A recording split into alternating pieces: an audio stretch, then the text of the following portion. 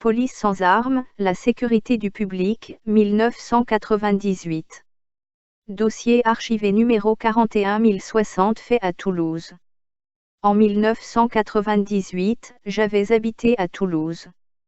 J'avais demandé un rendez-vous avec Monsieur Baudy, le maire de la ville, pour proposer mon projet au mois de juillet de cette année sur la police sans armes publiques. J'avais reçu une convocation de sa part le 18 août de cette même année à 11 h. Je m'étais bien présenté à son bureau, où il m'avait annoncé que mon projet serait mis sur papier par le biais de sa secrétaire. Il avait appelé sa secrétaire pour qu'elle vienne me chercher dans son bureau et je lui avais expliqué mon projet qui consiste à éviter les armes dans la ville et dans les cités en évitant la présence d'une police armée, mais de policiers médiateurs qui cherchent la discussion pour mieux cerner les problèmes existants.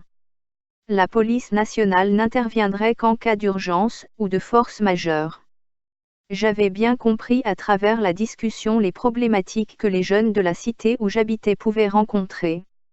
Il me disait, comment voulez-vous que l'on ait confiance en le gouvernement, alors qu'il nous envoie une police armée qui est présente uniquement dans le but d'interpeller plutôt que de vouloir la discussion et, ainsi mieux cerner les problèmes locaux. Est-ce un signe de confiance de nos élus envers leurs concitoyens? Il faut pratiquer la démocratie tout en donnant une bonne image du gouvernement aux yeux du public.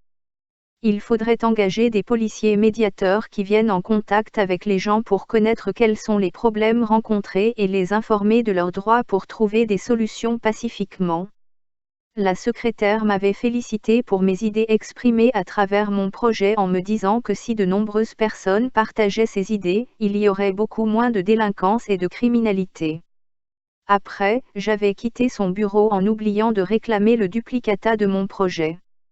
Le 15 septembre 1998, j'avais reçu une réponse de mon projet dans ma boîte aux lettres, de la direction des ressources humaines de la mairie, me disant que monsieur le maire avait bien voulu transmettre mon projet au sein des services municipaux et prenait bonne note de celui-ci. Dans ce courrier, il m'avait promis de ne pas manquer de prendre contact avec moi si les circonstances étaient favorables sur l'adoption de mon projet. L'année suivante, en me promenant avec ma femme et ma fille, j'avais croisé des policiers sans armes dans la rue. En voyant mon projet se concrétiser, j'avais envoyé un courrier à Monsieur Baudy pour prendre rendez-vous auprès de lui pour vérifier où en était rendu le projet. J'avais reçu une réponse à mon courrier, le 24 février 1999 par courrier type, me demandant de préciser exactement l'objet de ma demande d'entretien auprès de lui. Je lui avais de nouveau relancé un courrier, le 17 mai 1999, lui expliquant qu'il avait connaissance de mon projet et qu'il ne m'avait pas tenu informé de l'évolution de celui-ci et que je tenais à m'investir activement dans celui-ci.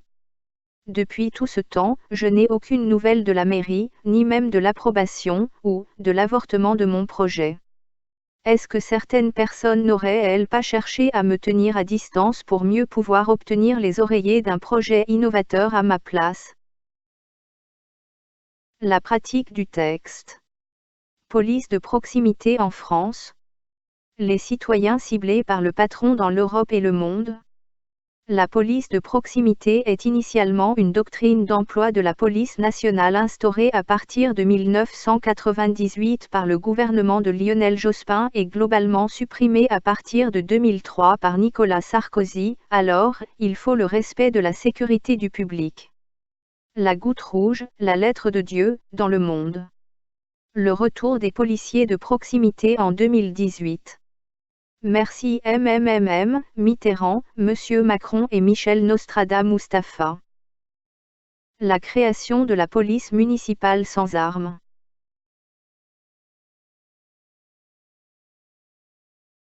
La suite de la réclamation, 1999.